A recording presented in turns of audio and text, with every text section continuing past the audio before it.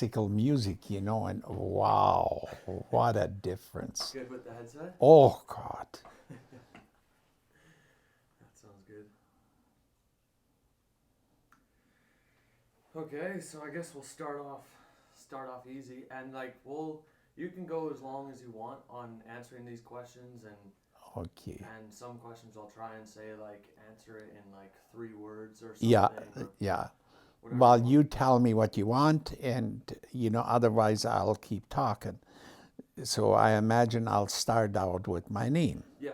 So yeah, what is your name? Yeah, my name is Willi Bauer. I'm born in the Ukraine in a little village, farming village by the name of Konoplova. And the German name was Rosenfeld. And Rosenfeld means roses, field of roses.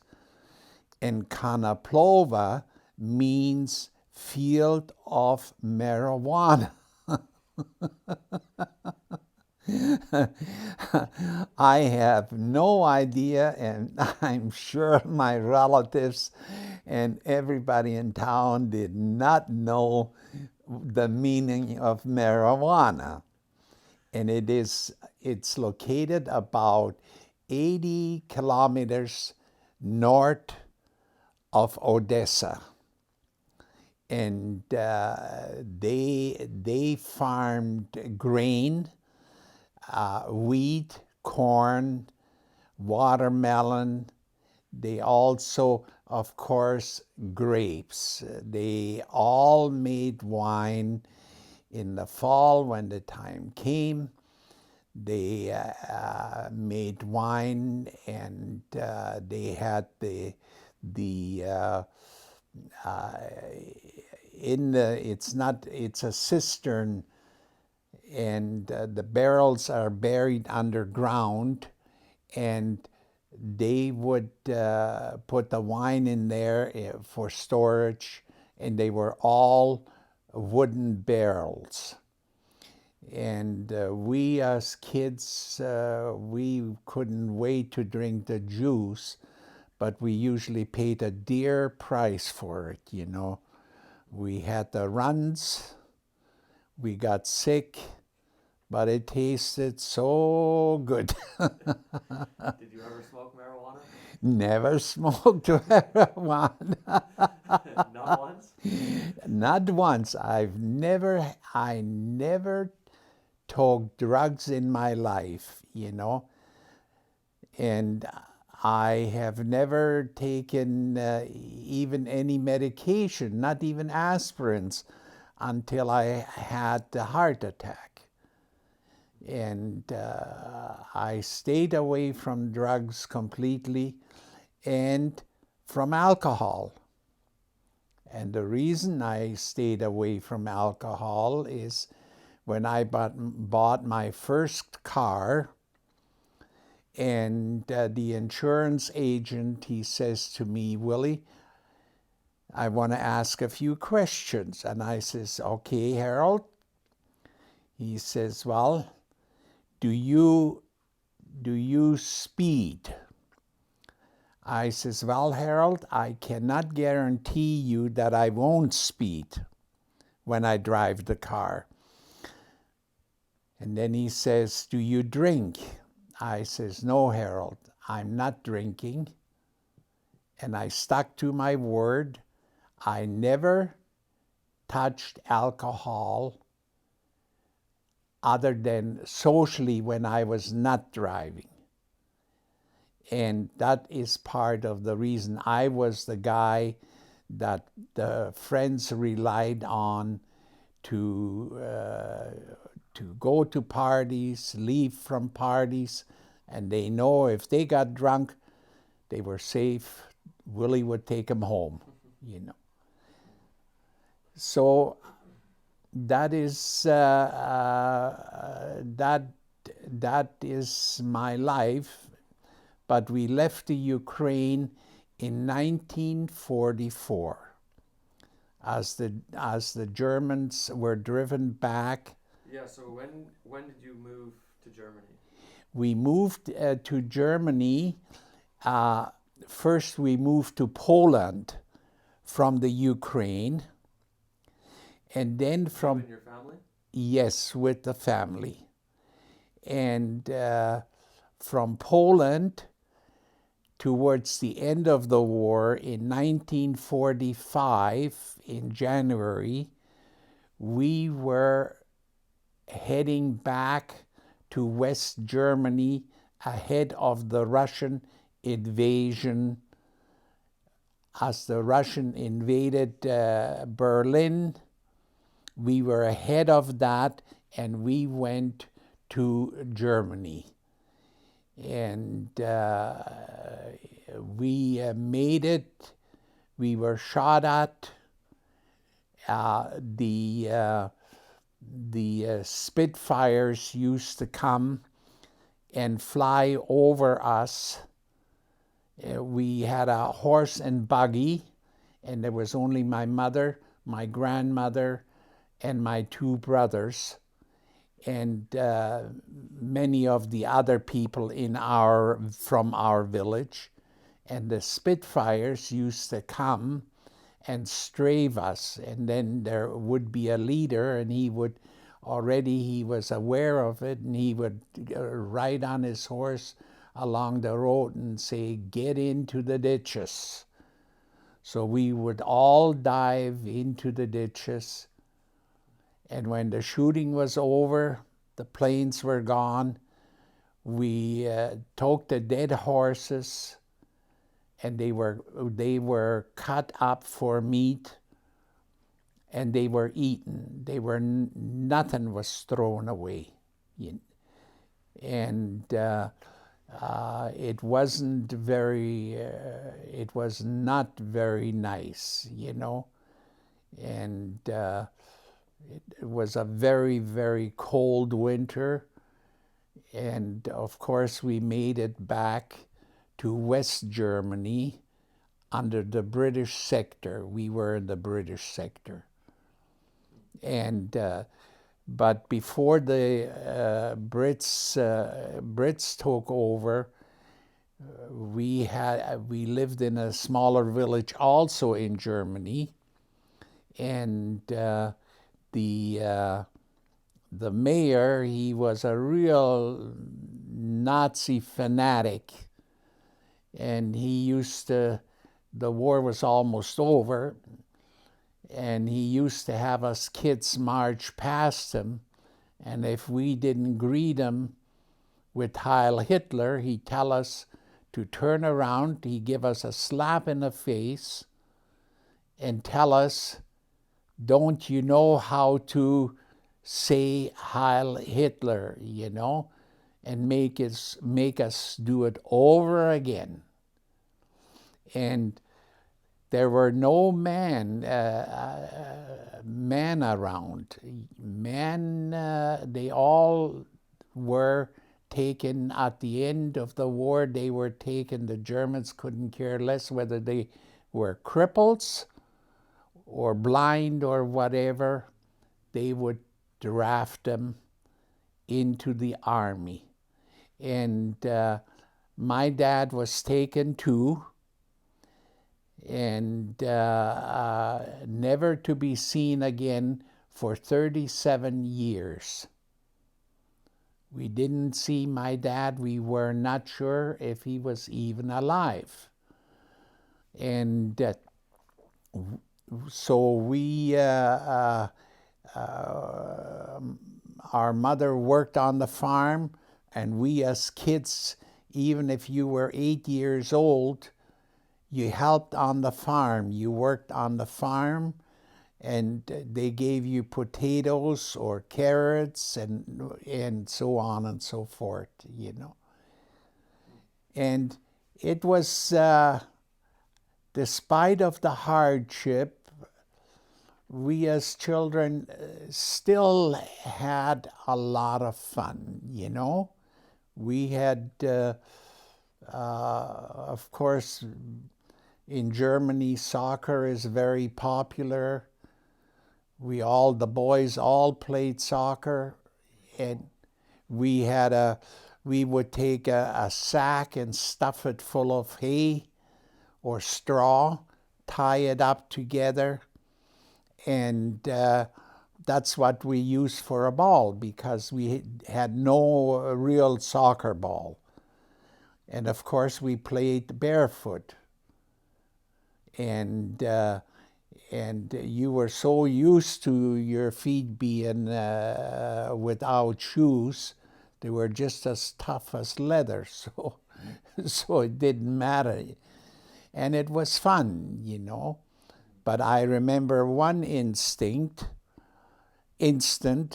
where we were playing soccer in our village, and our school buddy, he was a local, and we played all together, and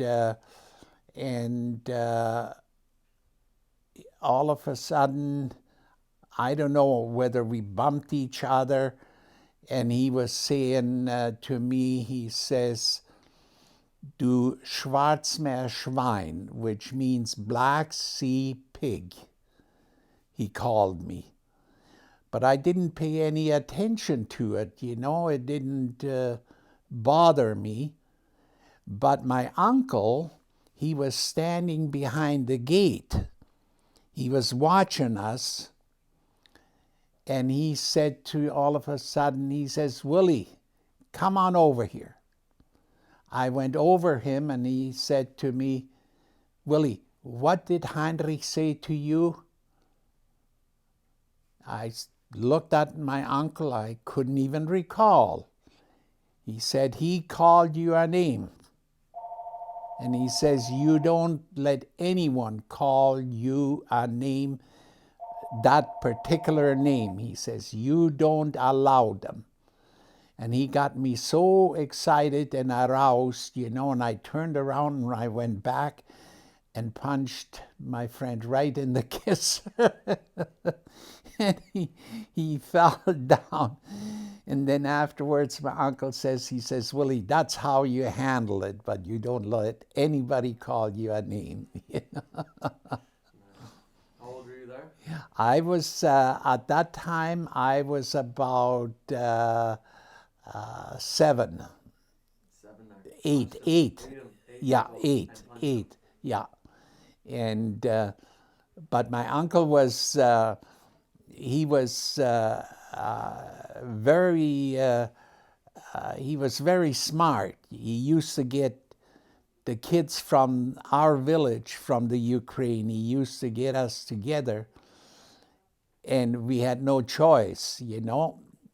And he'll say, "Okay, boys, let's go. We're going to have some math lessons now."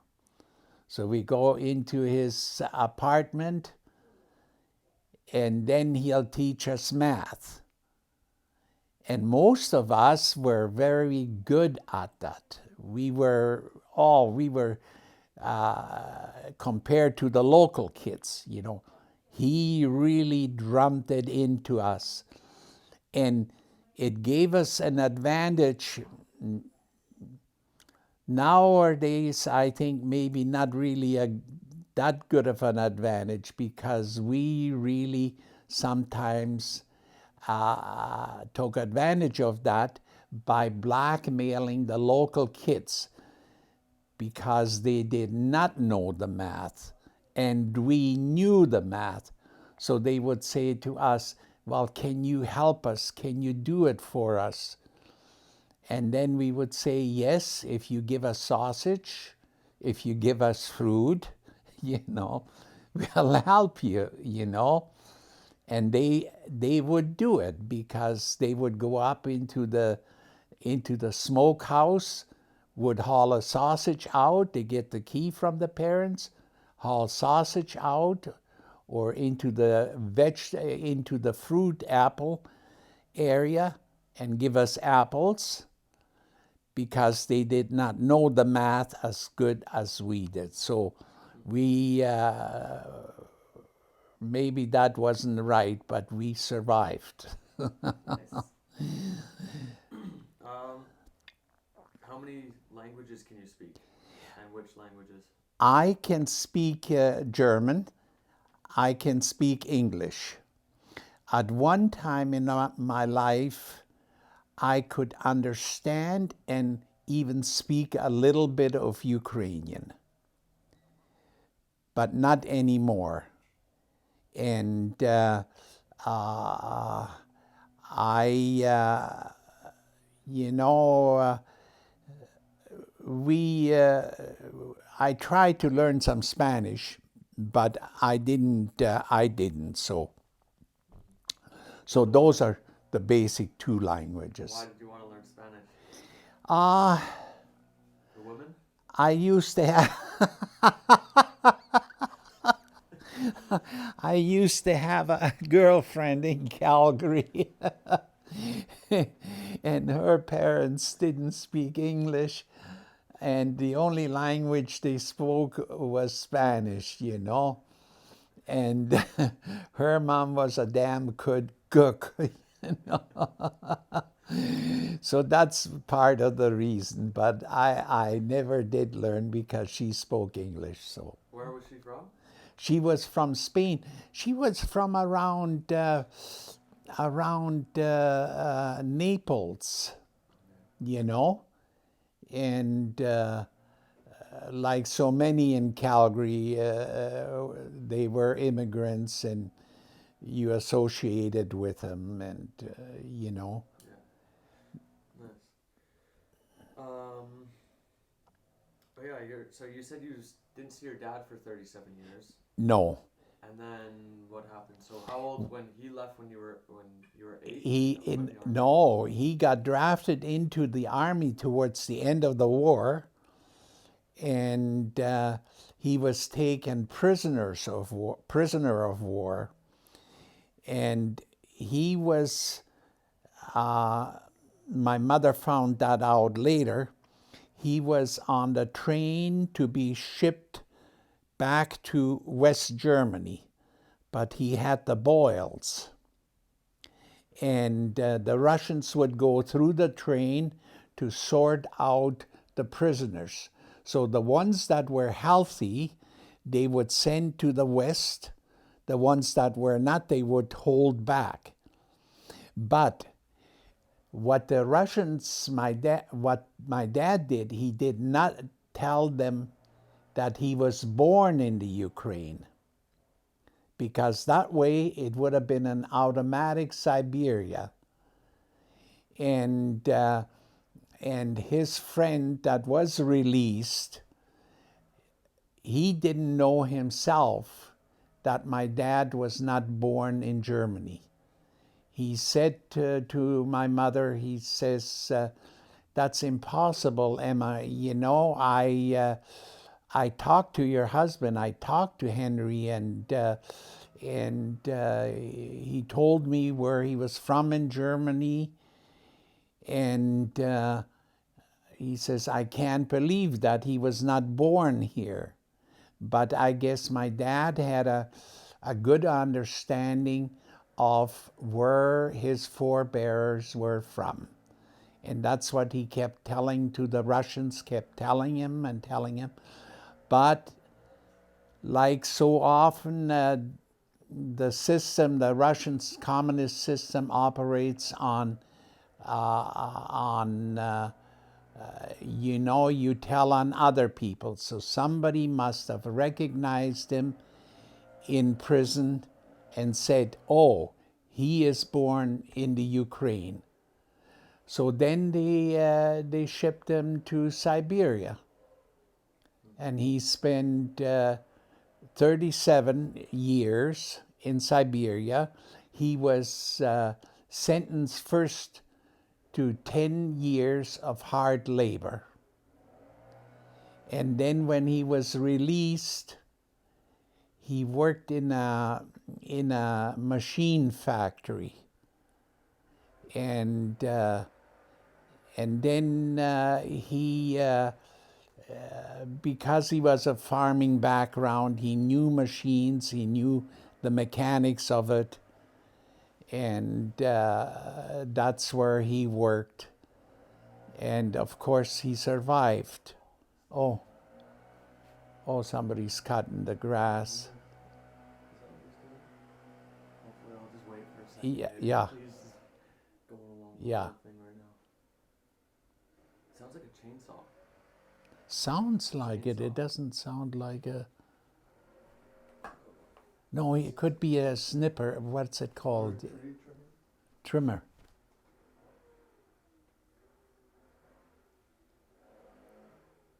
Where is he?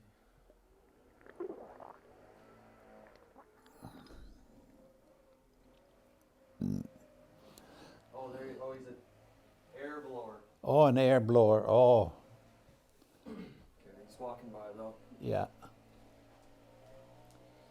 Okay. So, Here, you'll have to, if you could sit back again just to get the focus yeah. back there. So wait, yeah. So he was in the hard labor.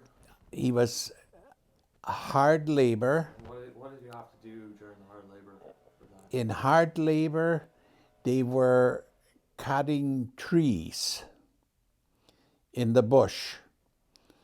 And many people did not survive there. And chances are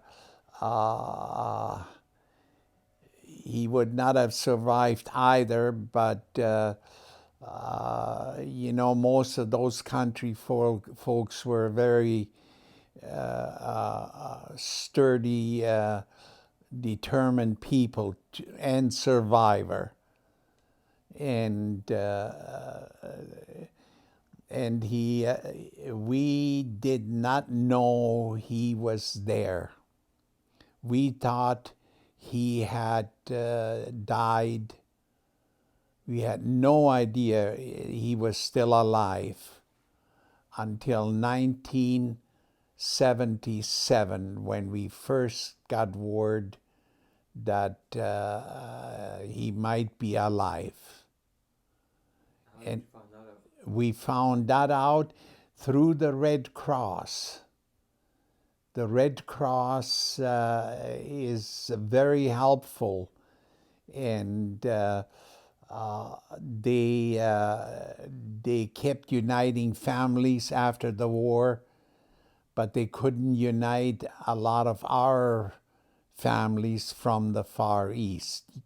It was almost impossible, and because he was caught as born in the Ukraine, I guess his punishment was more severe than if he would have been German from the Third Reich, And but then when he retired, the Russians. He got married, and to a very wonderful woman, and she was a high school teacher, and he came back to Germany and his wife in 1977.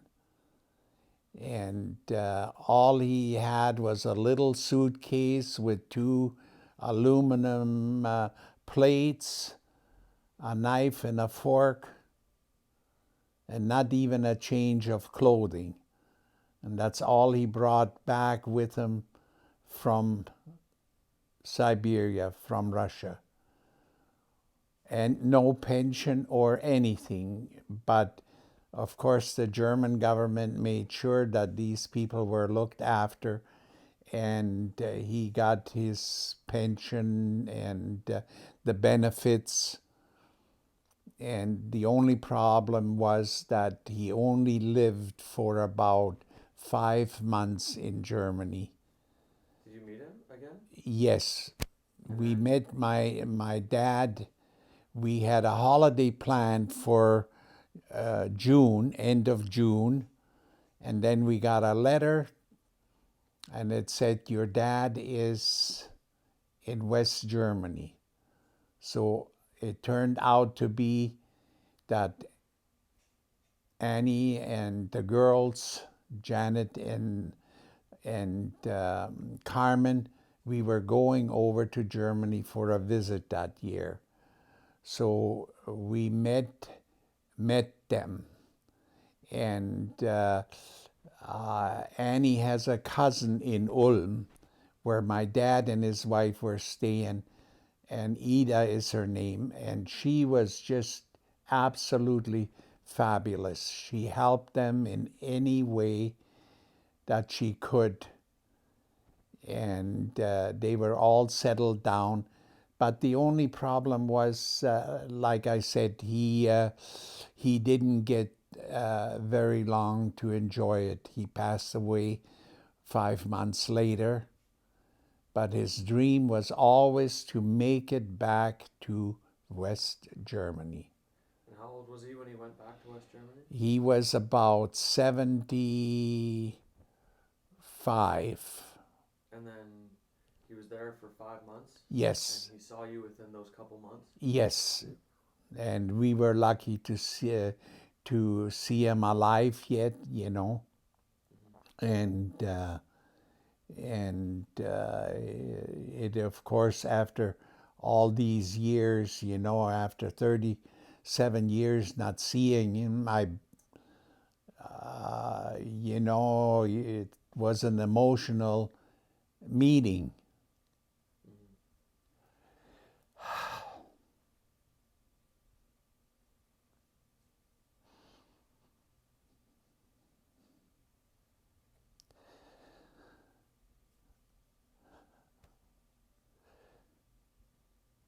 But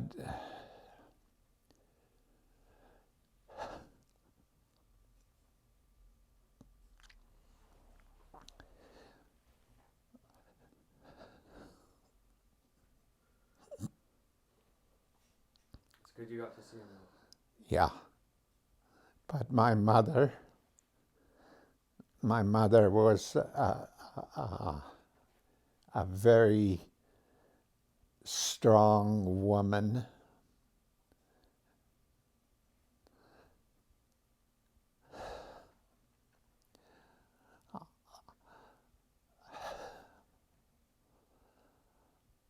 I know I know for sure at times she would not eat,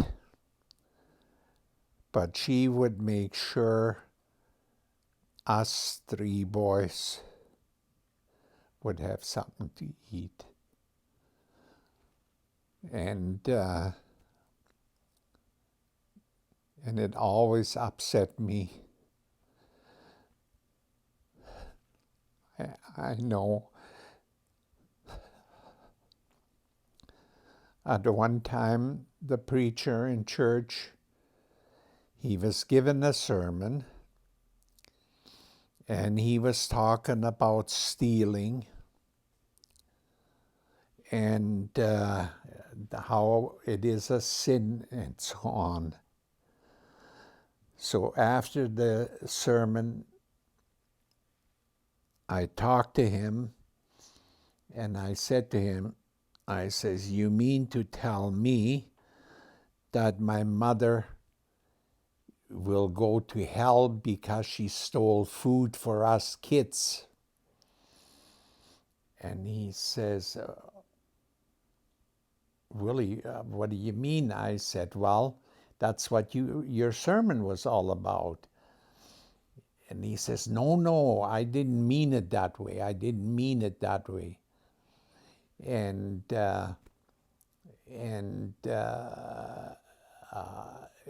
you know, she would do anything to kept us fed because we were on rations, and sometimes rations were not enough. And if she had a chance to get an extra pound of potatoes or get an extra 3 eggs or a chicken, she would do anything to get a hold of that and feed it to us.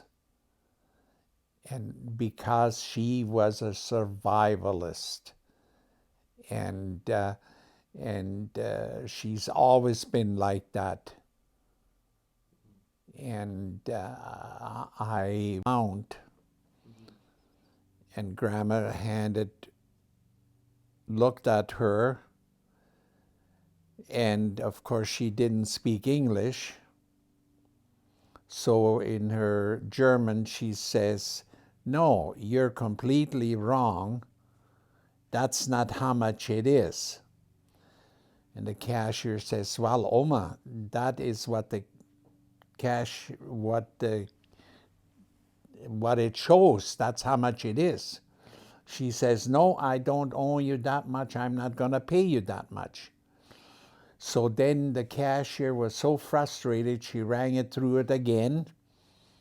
And she says, "Well, Oma, that's what it is." And she said, "No, it's wrong." So then she called the manager from Safeways. She called him over, and then the manager said to Oma, and he could speak a little German, and he says, "Oma, we'll ring it through the other cashier." So they rang it through the other cashier, and they did not come out the same. It was less.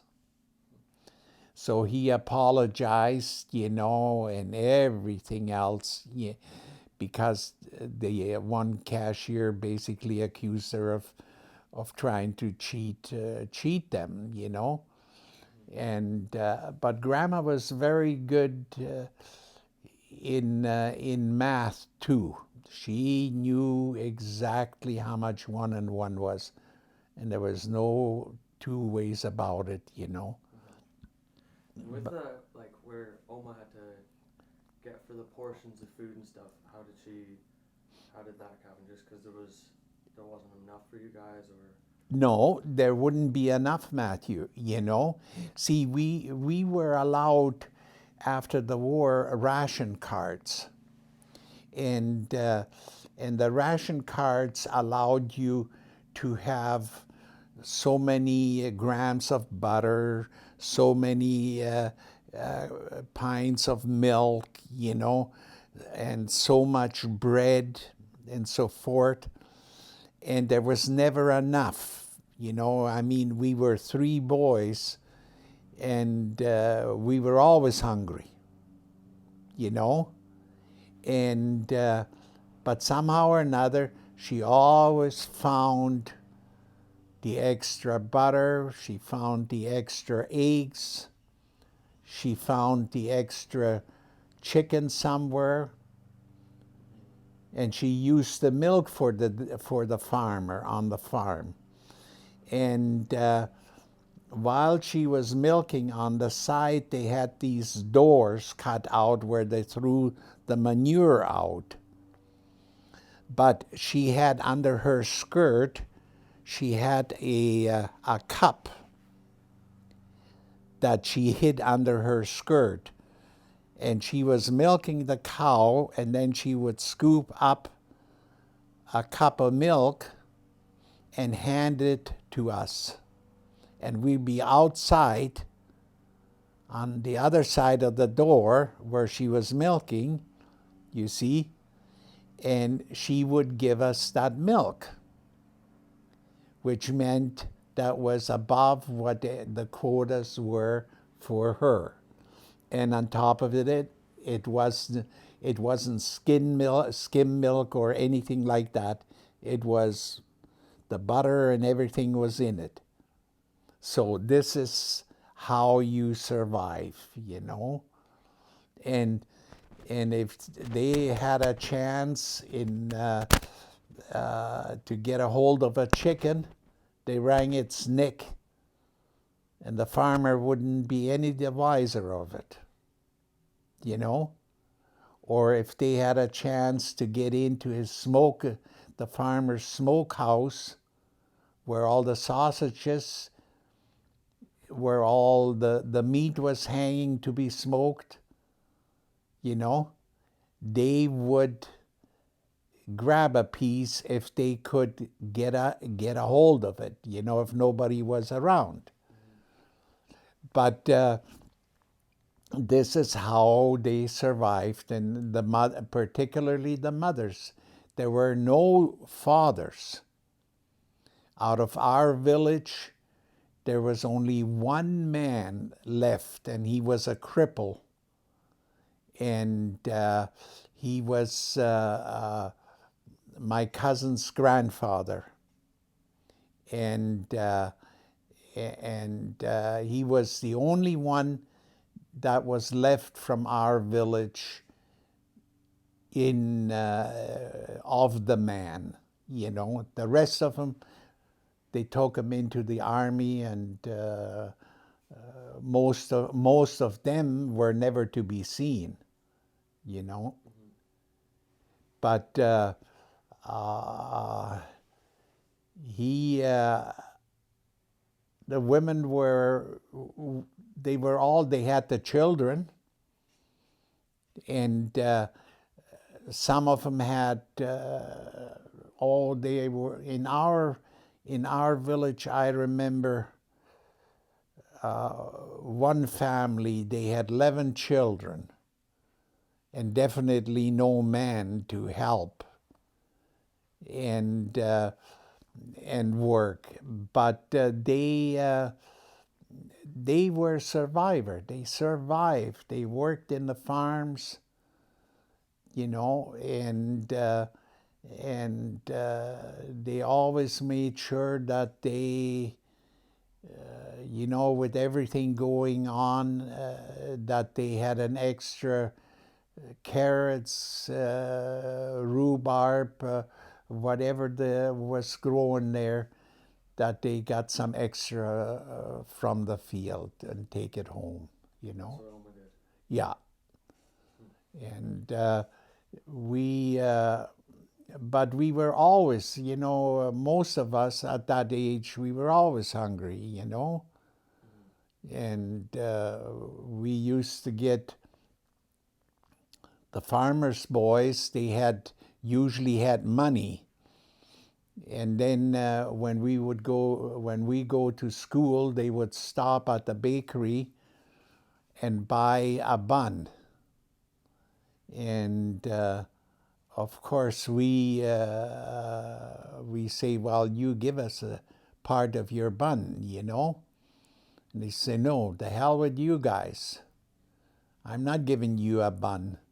Well, we were really, we stuck together, and we would put the squeeze on them. And in a way, you can say it was mobbing them, you know. We would say to them, to the farmer boys, you give us the bun right now, or you're gonna get a licking. And of course, the bun was handed over, and very often he could buy another one, but even that one he had to share. And that was the same with fruit, you know. We worked the fruit yards, picking cherries, apples, and everything else, but we were not allowed to take any of it. And then we would say to the farm kids, especially not the farmer, but to their children, you know, we want some cherries.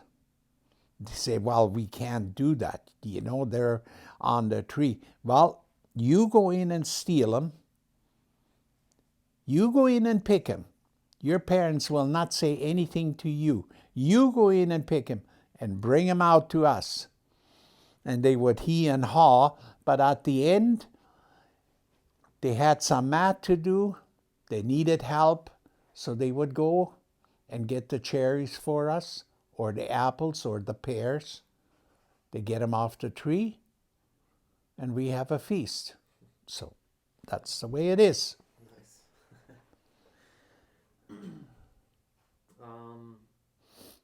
When did you meet Grandma? I met Grandma in 1970, probably 1962. And where is she from? Grandma is born in Poland, but she is also of German background. Her parents are from Bessarabian. you know, which is Romania, you know. And I met Grandma in Calgary. She used to work during her school summer holidays at the Palliser Hotel with her sisters that lived in Calgary. And that's where I met Grandma. And how long have you been married? We've been married now for since 1963. How many years is that? 62. Gee, must be 57 years. 77 years. No, 60, 57. 57. 57. 57, yes. 57? Yeah, 67. 57. Auntie Janet is 57, yeah, 56. So it's 57. Yeah. What's the best parts about marrying Grandma? Well,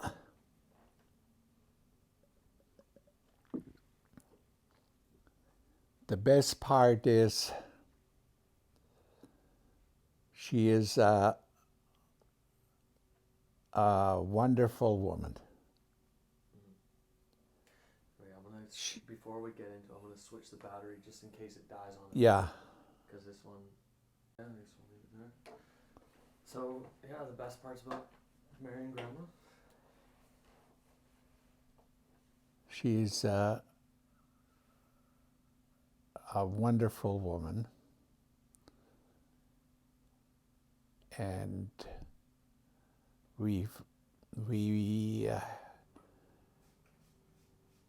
Grandma gave me two wonderful daughters.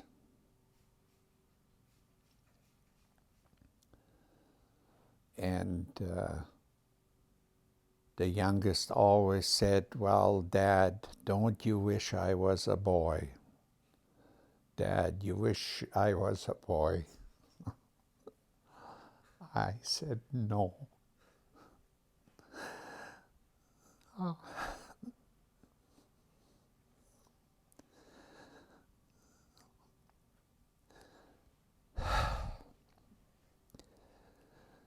They have all been wonderful. Annie has been, she saved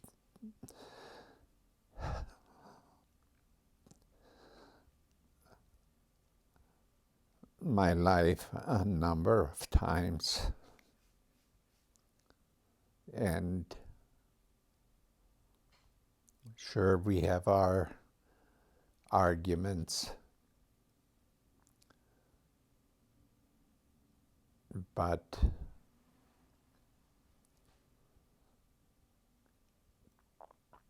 it is always with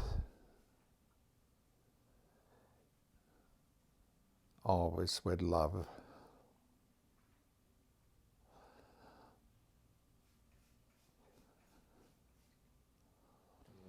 One of the best parts about it. Yeah, it is. And she is also smart,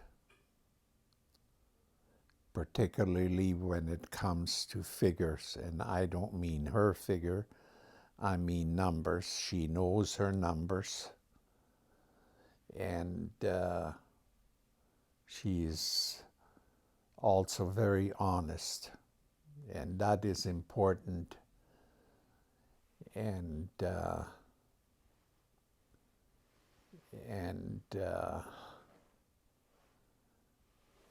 she cares about her family very much so, including her grandchildren. And she loves them all.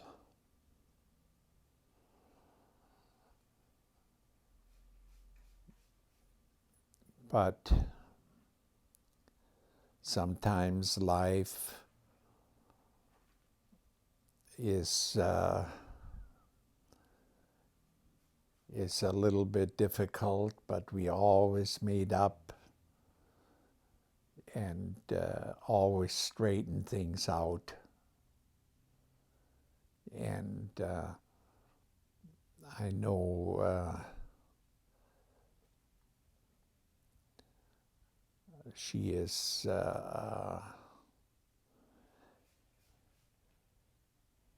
she always sometimes worries more about other people, and including her family, than she is about herself, which is nothing, I suppose, not unusual, but I just hope her health stays good, because mine isn't that good, and I can't do anything anymore. I guess maybe despite of being 83 years old, I think I've had a fantastic life ever since we came to Canada. And before my mother passed away, I was with her at the foothills in Calgary. And I said to her, "Mom,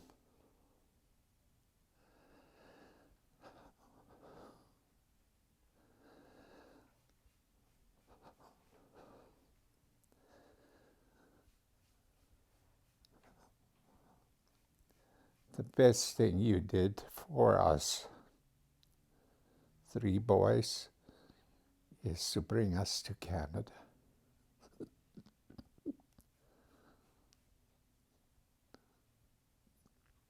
And I know I'm right, because our life has been just fabulous.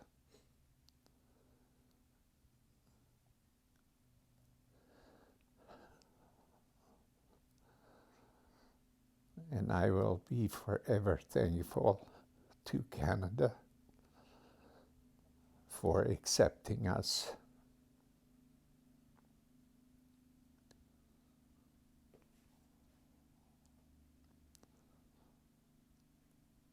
And I guess people that complain, they have no idea about hardship, because this is the most wonderful country in the world.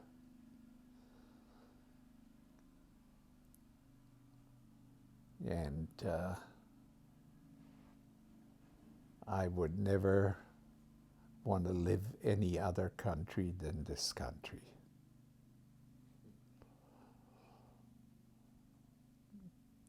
And I'm glad my daughters are born here, and my grandkids.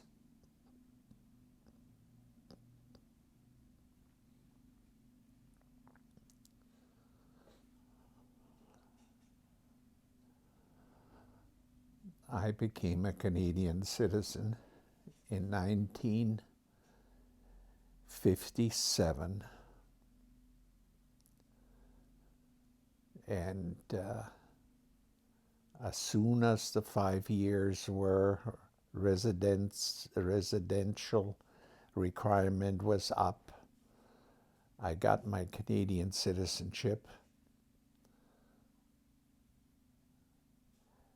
and I have no regrets whatsoever.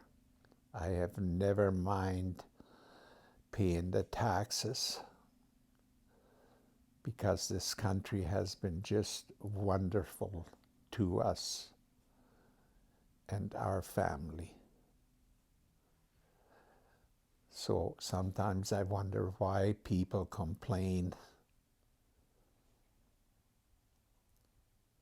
I can't complain, and I won't complain.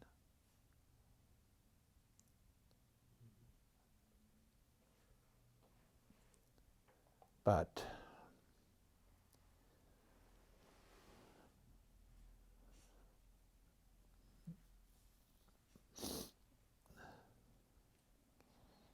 now that we're in Victoria, we moved out to Victoria, and Victoria, I keep telling people, Victoria is one of the nicest places in the world to live. And make no mistake about it, it is. The weather, despite that little rain we get, we have 4 seasons. It's not overcrowded. It is BC is absolutely wonderful place to live, and I never regret moving out from Alberta to BC. So And you traveled all around too. yes, we've traveled. We traveled. But comparing all your travels, comparing it to BC, BC is still the best. Yeah, it is. You know, and I know people say, "Oh, there's the warm climates and that." Well, personally, I don't like the constant heat, but that's fine for them. But if I want that awful heat constantly, then I go on a holiday and go to a hot climate. And but all in all, this is the place to live. And we were lucky that we managed to come out to Victoria here and live here and make our living here. And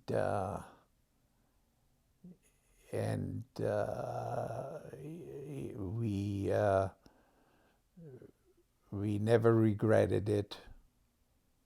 And our whole family, our daughters, our grandchildren, they're all living in Victoria now. So, which is wonderful. And but life sometimes work, especially when you're young.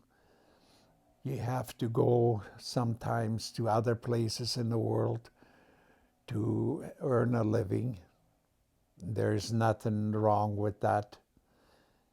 But chances are you will always come home to Victoria, British Columbia. So. And what did you, when you like moved to Canada, what did you start doing for work? How did you make your living over the past, well, till now? We came to Canada in 52. We were under contract with the Federal Agricultural Department to work on sugar beets. And the federal government paid for the railway fare from the ports of entry to basically southern Alberta for us. And the ship's fare was paid by the Lutheran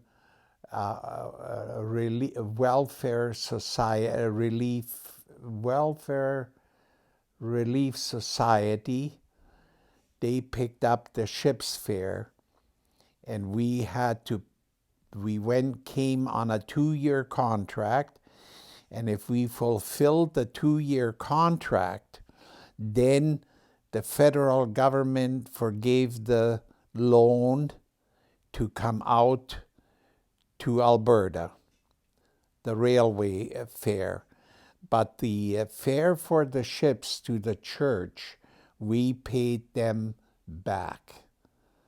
So we had 2 years to pay them back. which we did. From the money you made with the sugar beets. Yes, yes. And we worked in Picture Butte, Alberta, which is north of Lethbridge, and we were doing the first year we were doing 27 acres of sugar beets. And the second year we moved up to Calgary, but we were doing only 17 acres of sugar beets. We decided to work for the neighbor because it involved more travel for us, and we could do that quicker than 27 acres. And then you had what was the other bit? The upholstery business. I worked. I moved back to in Calgary. I had uh, a friend of ours. He worked for a furniture factory, Tynan's, and he said, "You want to work for them? Come on down. They'll hire you right away." So I went to Tynan's and I got hired and I worked for them. And then I worked for them for 10 years and I only missed one day of work. And that was because I was backing out of the garage and I turned my head too fast and I got a kink in my neck and I couldn't move. So then I missed one day of work in 10 years for that company. And then I went, I bought into a business in Lethbridge and an upholstery shop and furniture store. And I stayed down there for a year. And then I moved to Medicine Hat and we opened up our own furniture store, upholstery shop. And we operated that shop for about, I think, 12 years. You and Grandma. Yes. And I got married down there. And because Annie's family lives down there and farms, so it was a lot of work, but most people didn't think that I make it because there were other shops that had tried to open a upholstery shop and they never made it in Medicine Hat. And because competition basically killed them. And I know when I was in that business, the competitors, particularly one guy, he was absolutely miserable. And he would send me on wild goose chases for estimates. And then when I seen him drive by his store, he'd be standing behind a window and laughing. So, but I succeeded and he failed. So, and that was always my rewards for it, you know. And but things were going very well for us. We had a upholstery shop and a furniture store, and but it happened that we did have a fire, and somebody burned our place down. And then we decided that we're not going to reopen because a friend of ours said to me, "Willie, you're never going to live this down." And he was right. So I sold real estate for a bit, and then we decided since we're free and can do whatever we wish, we're just as well move out to Victoria, British Columbia. So, and that's what we did, and we moved out here then. And you moved here and you bought real estate. No, I bought a house. We bought a house. Actually, I bought the house. Grandma wasn't with me. I came out by myself and bought the house, and then we moved out, and then I worked for Greg's, but we did see the island that summer. We had a camper, and with the girls, we traveled all over the island, and we seen the island, and I know the girls kept saying, well, most of their school friends had never seen these places. So we did travel all over, and it gave us a chance to see the island before I went to work, you know. And then I bought a little upholstery shop, Miller's Upholstery, and I operated that.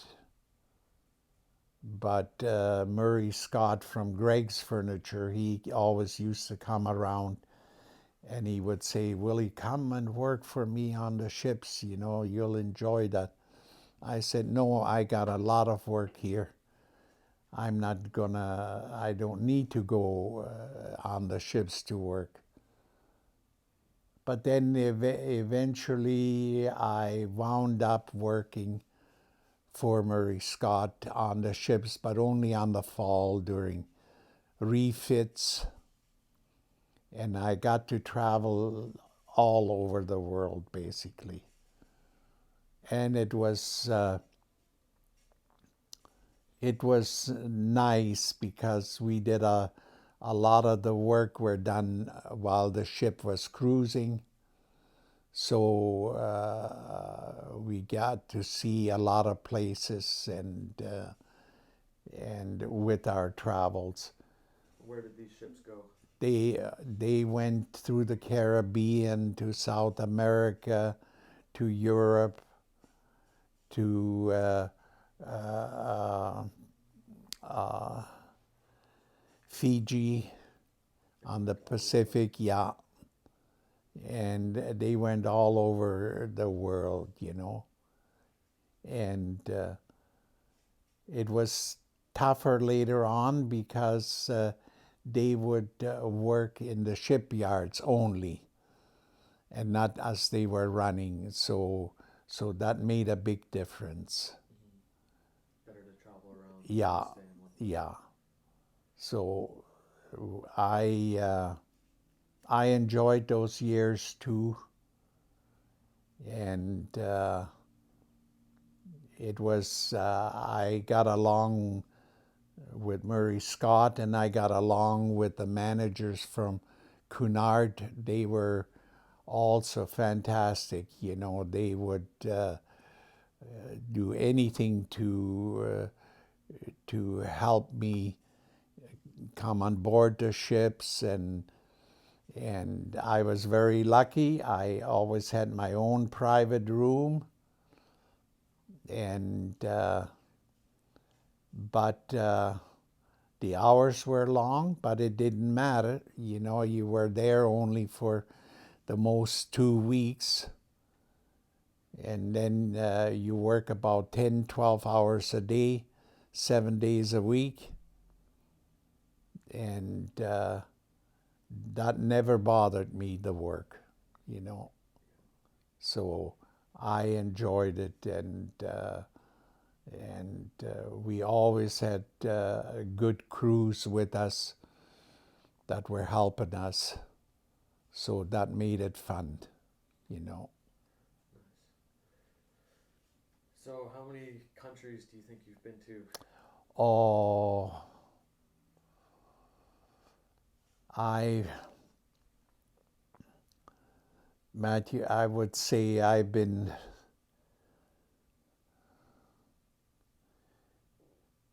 either touched or been there. I would say at least 25, you know. But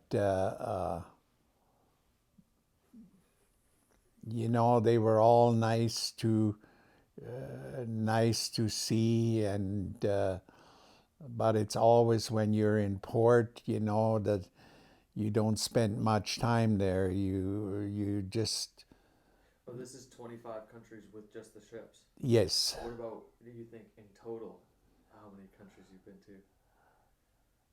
Even outside of the ships? Oh, I've been lucky because when I was single, I traveled quite a bit, you know.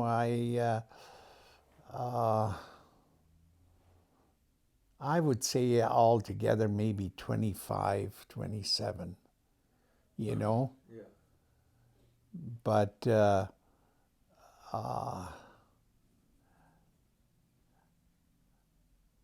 I always wanted to see Odessa on the Black Sea. And I had a chance one time with Cunard. One of their ships was going there, and I was told that I'm going to go there. And I thought, if I go there, I'll find some way, that was still under communism, that I will find a way to get to my home village in Odessa. You know, I'll find a taxi driver that will take me there, you know. Yeah. But then the last minute they canceled that trip to work on that particular ship. So I never got to go there.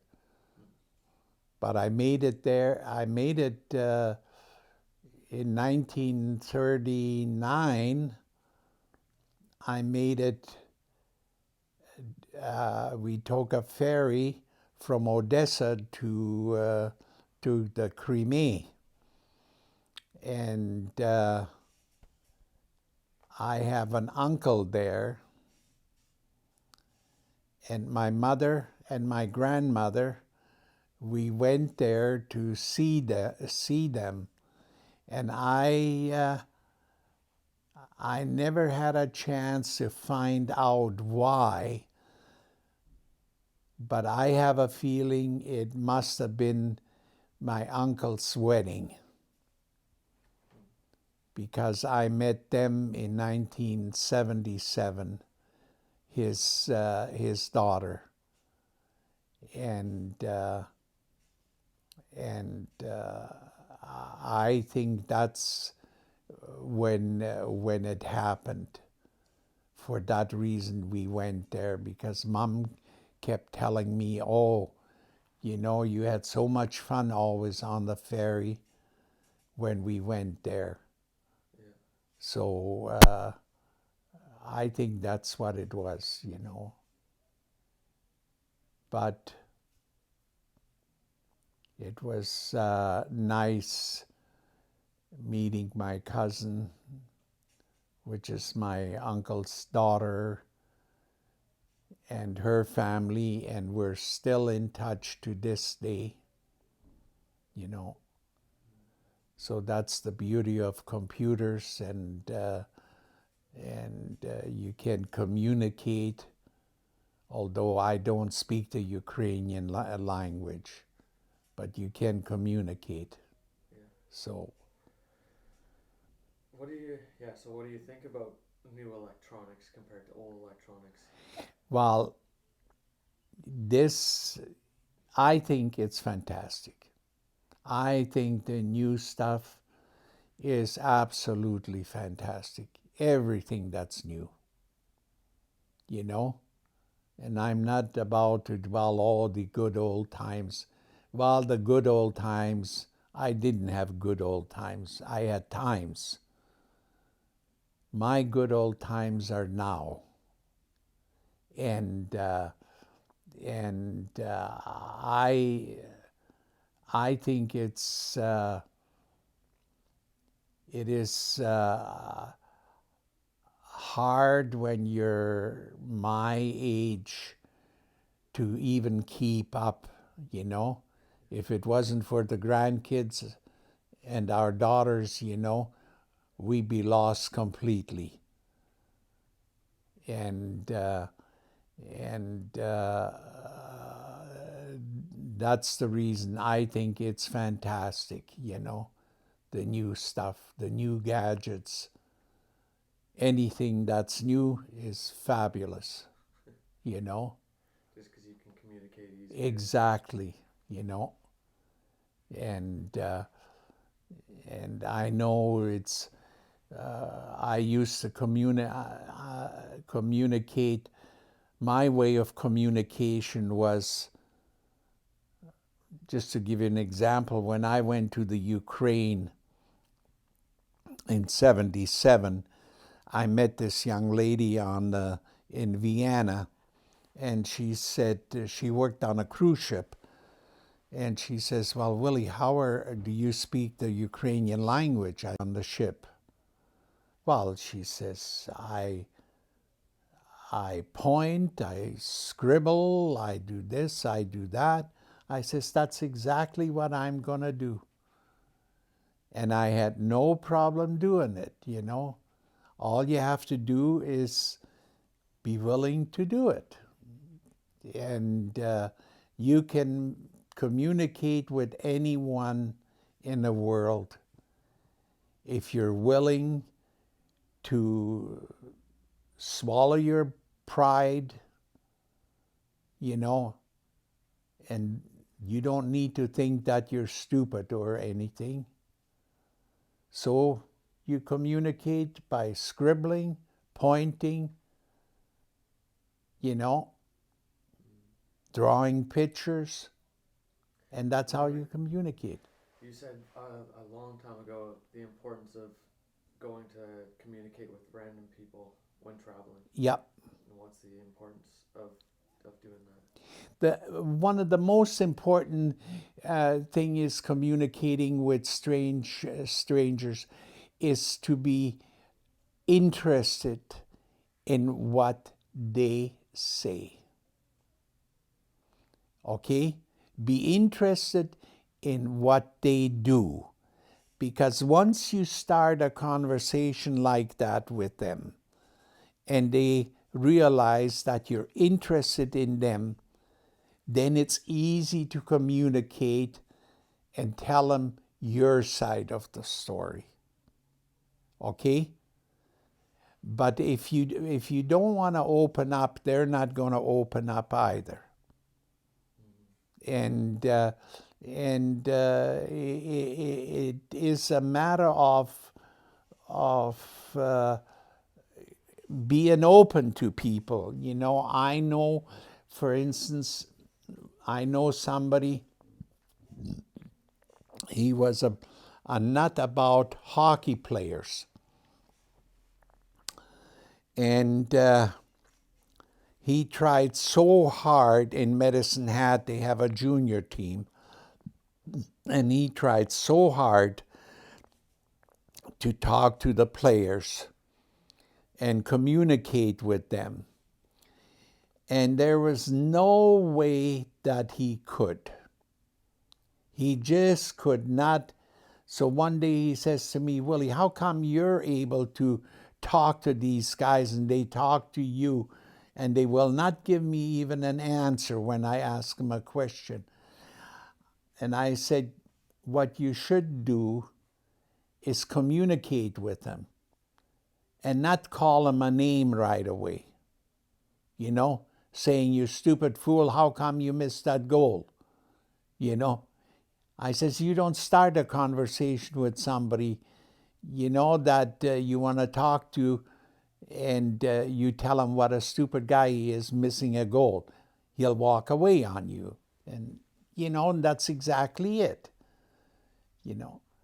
But it's, communication is very, very important. And listening to what other people have to say. It's Definitely. Listening to other people rather than listening to yourself, you know. And then you can communicate. And it's not hard. All you have to do is listen and just give them a little nudge. I have spoken to some of the smart people in the world, and no problem at all. I've spoken to a high court judge from Germany on the cruise ship, and I know in Germany he wouldn't have given me the time of day. But on the cruise ship, I guess I started a conversation correctly with him. I asked him, for his name and what he did, and when he told me he was one of the high court judges, well, I didn't need much more to know. And all I had to do is touch a subject, and he would talk about it. And that is the same. I've talked to the Prime Minister,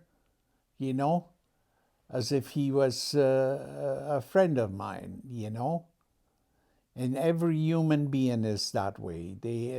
As long as you are not rude to them, and be an SOB, you can talk to anyone. And that's SOB? son of a bitch. Didn't you know that, Mac? I forgot what it was.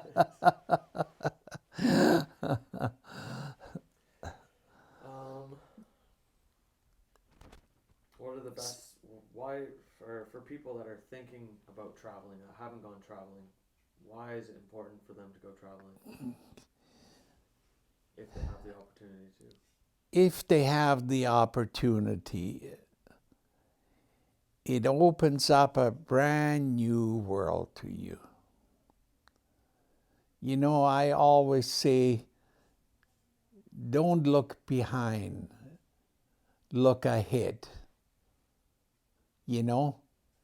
Don't criticize when you're in another country, because criticizing somebody in another country and criticizing their custom is foolish. You may not like it, but keep it to yourself. All right? Because those people live there and they're comfortable with it. But do not criticize their language, their customs, and you get along with all the people. And then you find that things will look much brighter and nicer if you look at it that way, rather than criticizing. And so, what if there was someone thinking about traveling, debating on going, whether for me, if I was thinking maybe I will go, maybe I won't, what would you be, or what would you tell someone to convince them or why they should go I traveling? would say, if there's any way you can afford to go, go. Irregardless. Just to see a different part of the world, experience a different language, experience a different food, and I always found the different languages. I always found that one way of really get people's connecting with the people, learn a few words of their language. Learn thank you, hello, goodbye. Learn a few words. And if you do that, you don't need to speak the language. But if you learn a few words, they really appreciate that in their own language, you know? And that will get you far by doing that, you know? Sure, everybody speaks English. That is wonderful. But there's still people in the world that appreciate when they do something for you, that you say thank you in their language and not in English, you know. And I have no doubt about that. Yeah, I agree.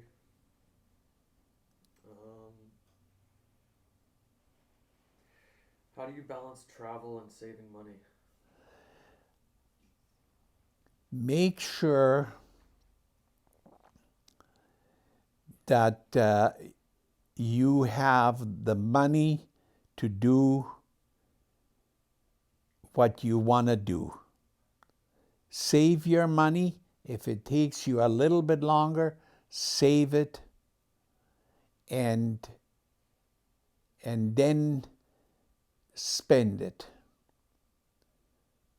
And don't the sad part is very often you can get into a situation where somebody will take advantage of you when you travel. And there are many obstacles thrown in your way, and you have to be very careful that you step over those obstacles. You know, if somebody offers you a good deal to go here or there, don't be ready to jump into it, you know. But save your money to be able to go and say, I got this much money, I'm going to spend this money for this particular trip, even if it takes you longer. Don't skimp, you know. It's fine if you want to skimp on accommodation, then you live in a place which is cheaper. But other than that, go and do what you want to do, what you plan on doing, and do it, even if it takes a little bit longer to save your money. What are your top three travel experiences that you can remember? I think, first of all, is meeting new people. That I always appreciated them, to talk to them, and learning about their country and themselves. And that is, I think, that is the most important thing in traveling, to learn about the people, you know, and the country. And don't be a wise guy, because that will never get you anywhere. And this is where the Americans had such a bad reputation, and it's not necessarily called for, is by flaunting their U.S. dollars. I know I was in Paris one time, and the hotelier, he had these Americans come in, and they asked for a room, and he says, no, I don't have a room. We're all booked up. And then he had a German couple come in, and they said, have you got a room for us tonight? And he says, yes, I do have a room for you tonight. And I was sitting there listening to that, and I thought to myself, I got to ask this man why he turned down the Americans and he gave it to the Germans. So I asked him, and he said, in this hotel, no American will be able to buy anything for any price. Now he says, why? I mean, their money is good. He says, that's the problem. They think they can buy everything with their dollar, but they cannot buy anything in this hotel for their money, for their dollar. There you are.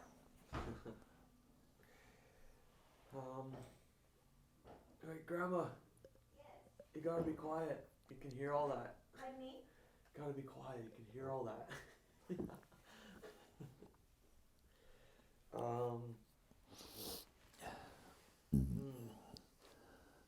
Why is it important to surround yourself with positive people? It is always important to surround yourself with positive people. You don't want negative people around you. That's like surrounding yourself with old people that complain about their aches and pains day and night. You don't want that. And that's why I like younger people. They don't complain about their aches and pains. That's why I like younger people. Always have. Always have. And what do you do about what to do about negative people in your life? Step away from them. Step away from them. You don't have to tell them anything. Just you step away from them in a way that you don't hurt their feelings or anything, and very quietly and positively. But you just don't want the negativity. So, is that it? Basically, minutes, depending on how long Grandpa chats.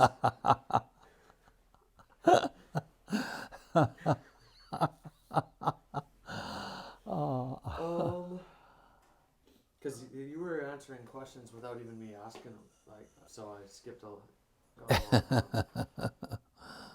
but maybe we'll have to. Well, you kept quiet. You didn't say anything. Yeah, well, so. that's good. It's free flow for you. But yeah, when we get into off to get you to sit back again, so we'll get all right. there. Okay. What was your party trick?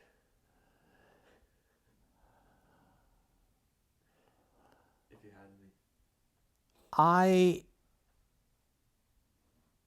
Or your pickup line. Oh my God.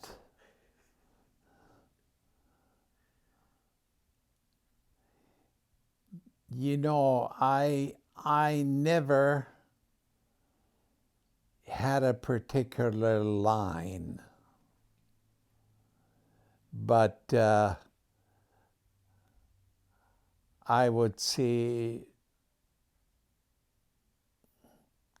oh, you're a good-looking chick. What about the other one? The wink. Oh. Gotta tell people I could wink. And sometimes that can get you into trouble, especially if they have a boyfriend. And the boyfriend is so, you know, and they take you too serious when you start winking, you know. So you have to be very careful when you do that. As you know, yeah. I taught you how to wink. Let's see, how do you do it? Yeah, show it to the people watching. That oh, but I never used a line. we went, I have girls that I knew when I was a young man. And Grandpa still knows them today and talks to them. And it's wonderful in a way that you're able to communicate with them. As a matter of fact, we just her name is Raya. She wrote a book about the sugar beet workers.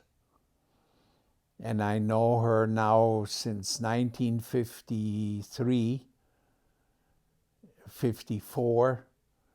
And I didn't know that they worked in the sugar beet fields next to us in southern Alberta. As a matter of fact, they worked, her dad worked in the coal mine at Shaughnessy, the same mine that Opa and Art worked in, my brother. And I phone her once in a while. She wrote this book, and she sent us a copy, and wonderful reading. And Grandma really enjoyed it. Because she describes what life was on the sugar beet fields was like, And I have friends, of course, in Germany that I still talk to, and in California.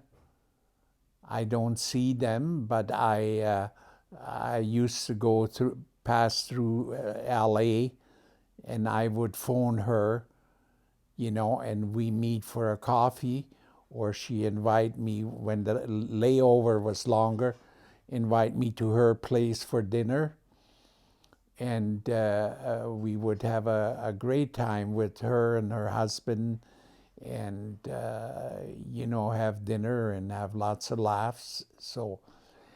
But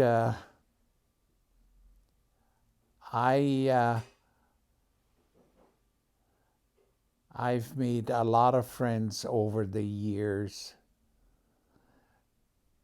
but the sad part is many of them have passed away. As you get older, they pass away. But such is life, and we all do eventually. And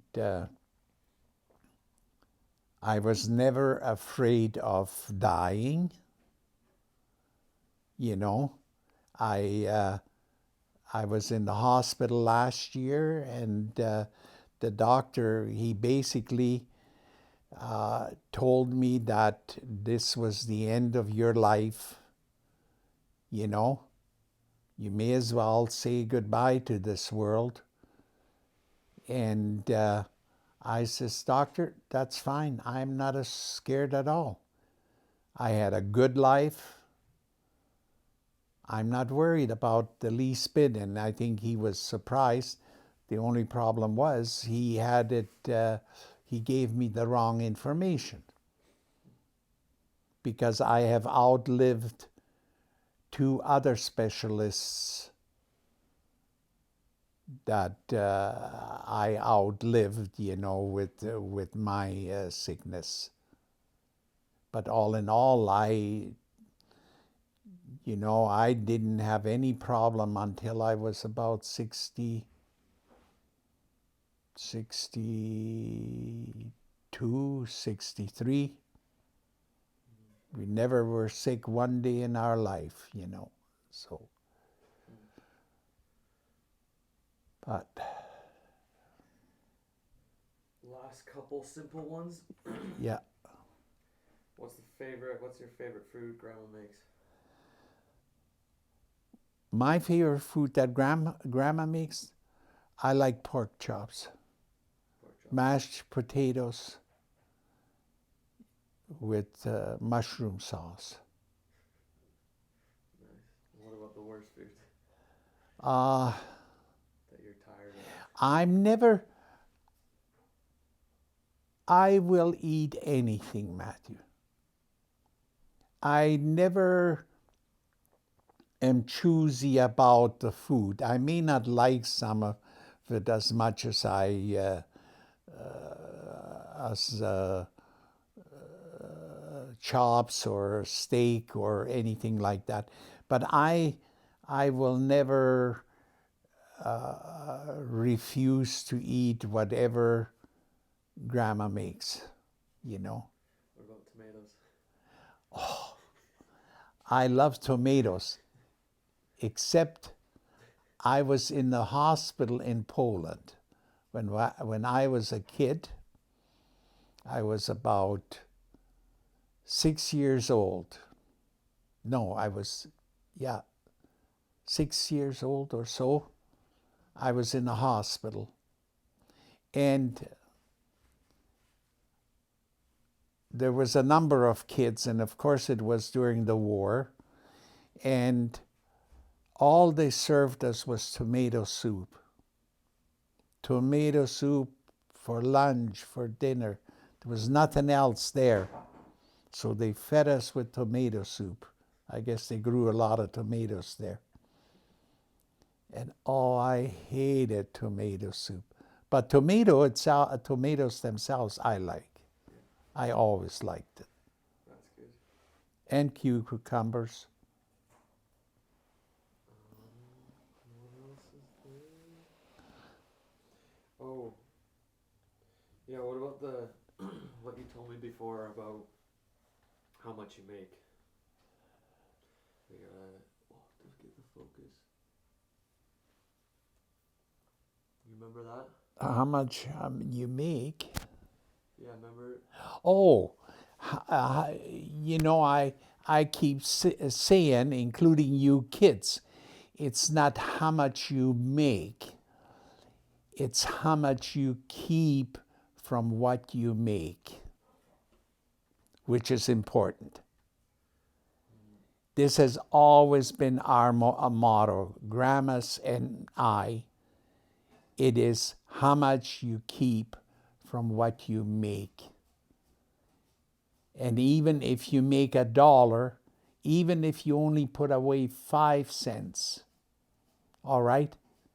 But that's a saving rather than spend $1.05. That's the important thing, is to keep it, to save something and not spend it all. Because spending it is the easiest thing. Saving is very, very hard. Always has been, always will be. So keep that in mind. Yeah. Okay. And the last one, what's your key to success? Last question. My key to success, besides hard work, is you still have to have some smarts. Be very wise how you invest your money.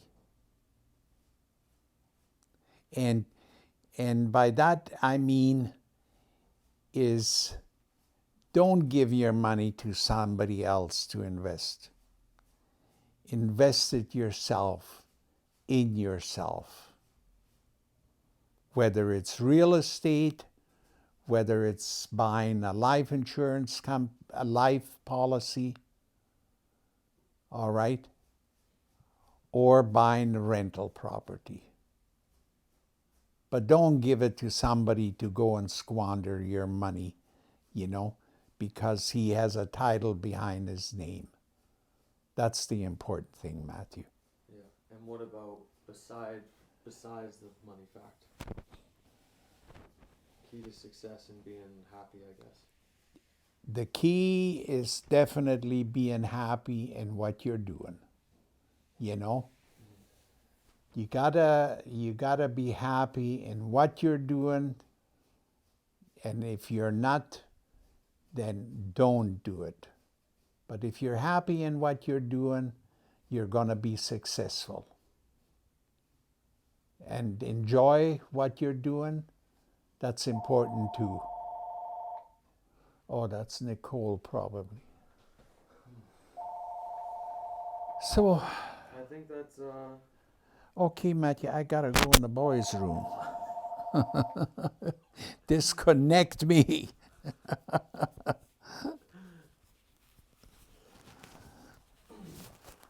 Here. Oh, where are we we're here? up here. Oh, you're That's up all. there. Oh, you're way up there. There we are. Then pull it underneath. Thank you. There we go. I gotta go. That's probably Nicole. She said she can't stay. Oh, Grandma did my bed. Oh, man, I like All right. Success, Grandpa. my head